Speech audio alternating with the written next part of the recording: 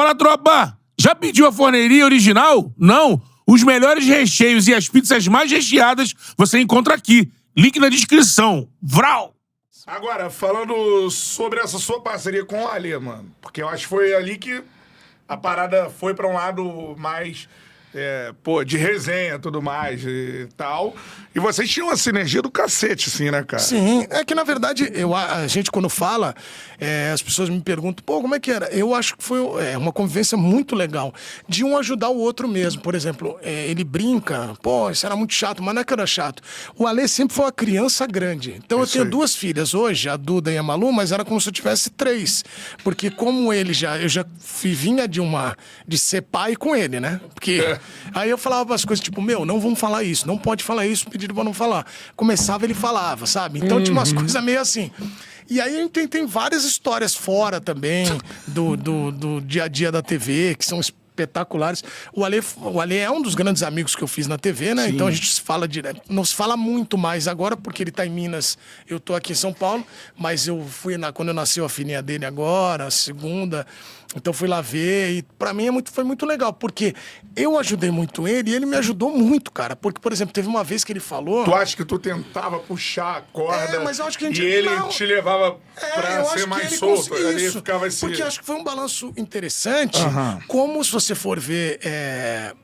como a gente faz assim, o cara olha e fala, pô, o que eu posso aprender com ele e ele aprender comigo? O Alê, ele sempre foi um jogador, né? E aí ele vira treinador e ele não fez a comunicação, ele foi aprendendo na marra.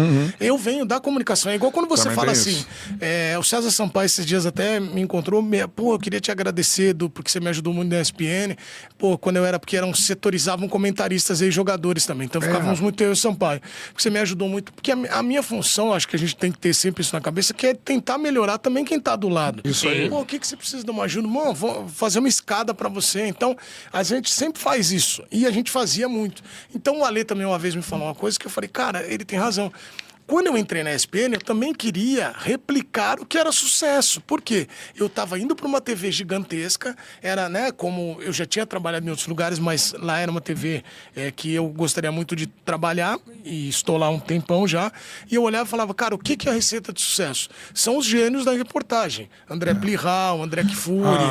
Então eles faziam os especiais, o Mendel também, que está lá com a gente até hoje, e eu ficava olhando, cara, eu tenho que fazer isso. Só que depois, um dia o Ale falou para mim, Edu, você tem que ser você. Quando eu entrei aqui, eu queria ser o PVC. O Alê falou. E é muito doido, porque eu falei assim, cara, ele tem razão. O Alê, virou o Alê, o PVC é o PVC, o Plihal é o Plihal, o André é o André Kfouri. E eu falei, pô, eu preciso entender onde eu me encaixo. Foi quando eu comecei a entrar no ar mais tranquilo, não louco, mas assim, à vontade como eu era.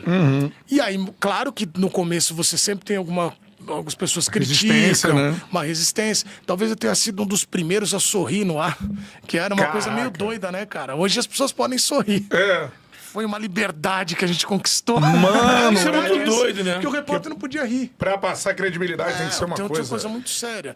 E aí eu comecei a rir porque eu tinha muito medo de errar. Então eu falei, se eu der risada, eu conquisto quem tá do outro lado, o cara vai falar, esse cara aí pode errar, isso aí é... Então eu vou falar, fazendo uma troca. Teve até uma vez que um comentarista falou assim, depois fora do ar pra mim, pô, meu, você entra toda hora rindo, cara, tá rindo toda hora. Pô, ridículo isso aí. Eu falei, não, por quê? Ele falou, pô, parece que você ganhou na loteria, você tá de bem com a vida. Eu falei, não, tô muito de bem com a vida, não ganhei na loteria, mas eu tô trabalhando com o que eu gosto e entrando na casa das pessoas. Sabe, você bate na casa de alguém, a pessoa abre a porta e você tá assim, ó.